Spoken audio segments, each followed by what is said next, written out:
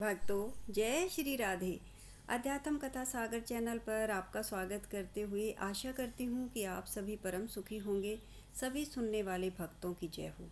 भक्तों, 12 ज्योतिर्लिंगों की श्रृंखला में ये हमारी दूसरी वीडियो है। इसमें हम मल्लिका अर्जुन ज्योतिर्लिंग की पूरी कथा सुनेंगे, महात्म सुनेंगे। इससे पहले आए वीडियो में हमने सोमनाथ की कथा सुनी थी। भक्तों, ये कथाएं शास्त्रों में, पुराणों में दी गई हैं, जिसको बहुत ही सरल भाषा में आपके लिए लाया गया है। इसका हमारे पुराणों में वर्णन है कि कैसे जब समुद्र मंथन हुआ और उसमें से हलाहल विष निकला, और जब शिवजी ने उसे पीने के लिए हथेली में लिया तो शिवजी ने पीने से पहले राम का नाम लिया। तो इसका यह अर्थ निकला कि शिवजी स्वयं महामंत्र का जप करते हैं। यदि हम शिवजी को प्रसन्न करना चाहते हैं और शिवजी से अगर ये पूछें तो वे भी यही कहेंगे कि महामंत्र का जप करो। शिवजी भगवान भी हैं और भगवान के भक्त भी हैं। भागवत में शिवजी को समस्त वैष्णवों का शिरमोर बतलाया गया है। सभी वैष्णव में अग्रण्य हैं शिवजी। हमें शिवजी से प्रार्थना करनी चाहिए कि जैसे आपकी भगवान के प्रति भक्ति है, हमें भी हो जाए। मल्लिका अर्जुन नामक अवतार शंकर का निश्चित ही शिवजी का अवतार है। आंध्र प्रदेश के कृष्णा जिले में कृष्णा नदी के तट पर गिरि पर्वत पर श्री मल्लिका अर्जुन विराजमान है। इसे दक्षिण का कैलाश भी कहा जाता है। यह दूसरा ज्योतिर्लिंग है। अपने भक्त को मन चाहा फल प्रदान करने के लिए भगवान शिवजी का यह अवतार हुआ है। अपने रूठे पुत्र कार्तिकेय को मनाने के लिए शिवजी श्रीगिरि पर्वत पर प्रकट हुए और फिर वहां से वापस नहीं गए। एक रूप से वहीं रुक गए। इनके दर्शन, पूजन, सेवा करने से दो चीज प्राप्त होती हैं। महासुख की प्राप्ति होती है और जीवन के अंत में मुक्ति प्राप्त होती है। इसमें कोई भी संदेह नहीं है। ये कथा अनेक पुराणों में है। ये कथा स्वयं ब्रह्मा जी नारद जी को सुनाते हैं कि शिव और पार्वती का विवाह हुआ और वे घोर वन में चले गए। एक तारकासुर नामक दानव का तांडव और आतंक इतना बढ़ गया था कि सारे देवता इकट्ठे होकर शिव जी के पास आए और कहने लगे कि तारकासुर को मारना होगा। तारकासुर का वध आपका पुत्र ही कर सकेगा। यह भी एक कथा है कि शिवजी का तेज गिरा और वह घूमता घूमता एक सरकंडे में जा गिरा। वहाँ से कार्तिकेय का जन्म हुआ। उस बालक को पार्वती ने भी पुत्र के रूप में स्वीकार कर लिया। लेकिन पार्वती की सखियाँ कहने लगी कि ये तुम्हारा पुत्र कैसे हुआ? यह तो सिर्फ महादेव का है। इसने तुम्हारे गर्भ से तो जन्म नहीं लिया है। एक दिन पार्वती ने अपने बदन पर लगे बेसन से एक छोटा सा बालक बनाया। पार्वती को उस बालक पर मन आ गया और पार्वती ने उस बालक में प्राण डाल दिए। इस तरह से गणेश जी का जन्म हुआ। शिव जी की गृहस्थी में दो बेटे हैं। धीरे धीरे दोनों बड़े हो रहे हैं। एक दिन शिव और पार्वती दोनों एकांत में बैठे चर्चा कर रहे थे। शिव जी ने कहा कि हे पार्वती, क्या तुम्हें ऐसा नहीं लग रहा है कि हमें कार्तिकेय और गणेश जी की शादी कर देनी चाहिए? हाँ पतिदेव, हमें दोनों की शादी कर देनी चाहिए। पार्वती ने भी हामी भरी। तो देवी, हमें कैसे और किस कन्या के साथ विवाह करना चाहिए? शिव ने दोनों को बुलाया और कहा कि हम सोच रहे हैं कि तुम्हारी शादी कर दें क्या? दोनों बोले, पहले मैं शादी करूँगा, पहले मैं शादी करूँगा। इस तरह से दोनों आपस में विवाद करने लगे। ये विवाद बहुत बढ़ गया। सुबह उठते ही पूछते, हमारी शादी कब करोगे? एक दिन शिवजी और पार्वती ने दोनों बच्चों को बुलाया, गणेश और कार्तिकेय, और कहा कि देखो, तुम हमारे लिए समान हो। ऐसा कुछ नहीं है कि एक विशेष है, तुम दोनों हमारे लिए बराबर हो। हम तुम्हारे माँ बाप हैं।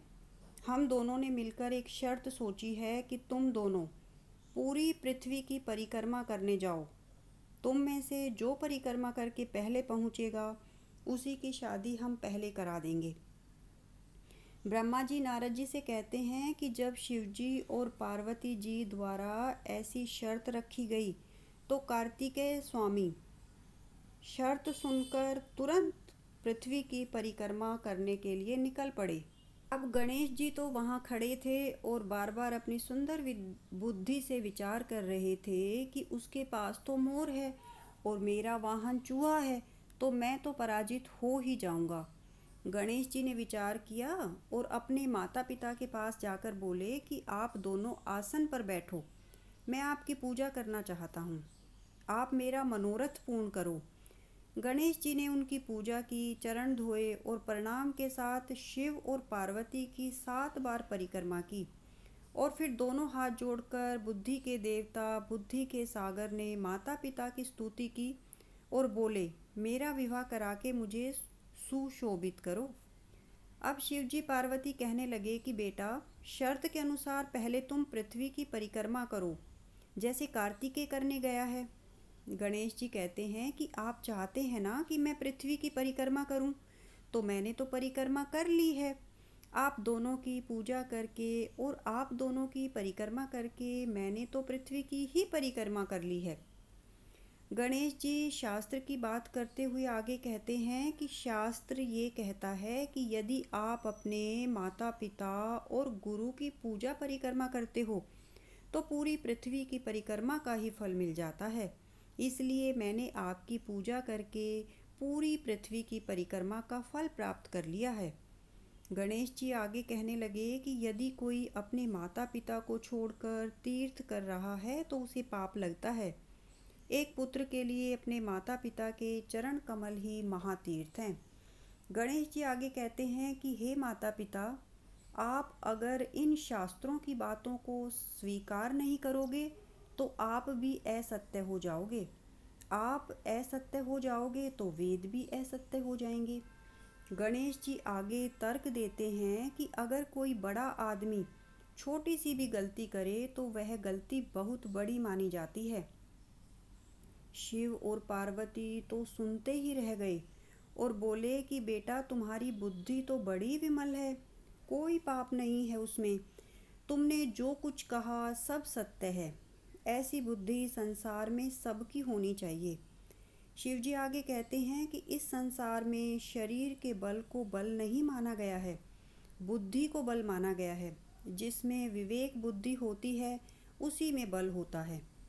शिवजी ने खरगोश और शेर का उदाहरण देते हुए कहा कि कैसे बुद्धिशाली खरगोश ने बली शेर को हरा दिया था। गणेश बेटा, तुमने तो शास्त्र की एक एक बात को माना है, आज तुम जीत गए हो, अब हमें तुम्हारा विवाह करवाना ही पड़ेगा।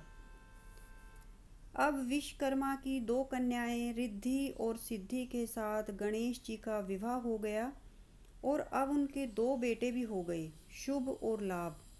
गणेश जी की सुंदर गृहस्थी चलने लगी। अब कार्तिकेय पृथ्वी की परिक्रमा करके घर लौटे और उसने देखा कि गणेश की पत्नी, बच्चे सभी हैं, तो ये सब देखकर वह हैरान रह गए और अपने माता पिता के पास गए और कहने लगे, गणेश की तो शादी हो गई, बच्चे हो गए, मेरी शादी पहले होनी चाहिए थी। शिव पार्वती ने कहा कि अब हम तुम्हारी भी शादी करेंगे, लेकिन कार्तिकेय रूठ गए और कर्नाटक में क्रांच पर्वत पर जाकर बैठ गए। यह दक्षिण में बल्लारी डिस्ट्रिक्ट में है।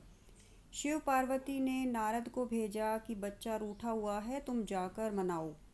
नारद वापस आए कि आपका बेटा नहीं मान रहा है, तो शिव और पार्वती दोनों क्रोंच पर्वत पर कार्तिकेय को मनाने के लिए गए। जब कार्तिकेय को पता लगा कि वह वहाँ से 3 योजन दूर चला गया, क्रोंच पर्वत को छोड़ के, शिव और पार्वती ने सोचा कि ये तो दूर दूर भागेगा, तो शिव और पार्वती दोनों क्रोंच पर्वत पर ही रुक गए। उधर कार्तिकेय ने संदेश भेजा कि आप लोग मेरे पीछे नहीं आए, मैं अब कभी विवाह नहीं करूँगा, आजीवन ब्रह्मचारी ही रहूँगा, इसलिए कार्तिकेय को कुमार कहते हैं। अब शिवजी ने सोचा कि ऐसे अपने बेटे को छोड़कर कैसे चले जाएं। अब हम कैलाश पर्वत को छोड़कर पृथ्वी पर आ ही गए हैं, तो हम यहीं रहेंगे लोगों के कल्याण के लिए और यहाँ रहकर अपने पुत्र कार्तिकेय से भी जल्दी जल्दी मिल सकेंगे। कहते हैं आज भी प्रत्येक पूर्णिमा को देवी पार्वती अपने बेटे कार्तिकेय से मिलने जाती है और अमावस्या को शिवजी अपने बेटे कार्तिकेय से मिलने जाते हैं। पार्वती का नाम हुआ मल्लिका और शिव का नाम हुआ अर्जुन, इसलिए इस ज्योतिर्लिंग का नाम हुआ मल्लिका अर्जुन। इस प्रकार अपने रूठे पुत्र कार्तिकेय को मनाने के लिए शिव और पार्वती यहीं रह गए। जो मनुष्य इस ज्योतिर्लिंग का दर्शन करता है अपने सभी मनोरथ पूर्ण कर लेता है और फिर से इस जगत में और माँ के गर्भ में नहीं आता है। भक्तों, यह थी मल्लिका अर्जुन ज्योतिर्लिंग की कथा महात्म। आपको यह बहुत ही सरल भाषा में सुनाई गई है। आपको यह अच्छी लगी तो कृपया वीडियो को लाइक और शेयर करिए। और आप पहली बार चैनल पर कथा सुन रहे हैं तो चैनल अध्यात्म कथा सागर को कृपया सब्सक्राइब कर लीजिए, ताकि भविष्य में आने वाली सभी वीडियो की नोटिफिकेशन आप तक सबसे पहले पहुंचे। धन्यवाद।